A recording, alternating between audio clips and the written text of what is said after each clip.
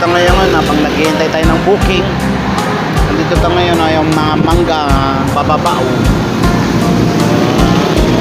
Kaya kumuha na tayo.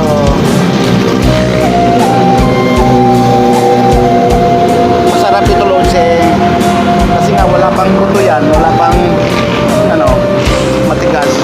Masarap dito yung lagyan ng ano, pagong. Sarap to, kaya kumuha tayo para ating tikman.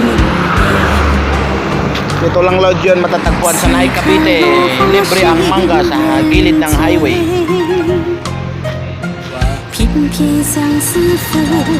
Bababa lang oh, bababa lang.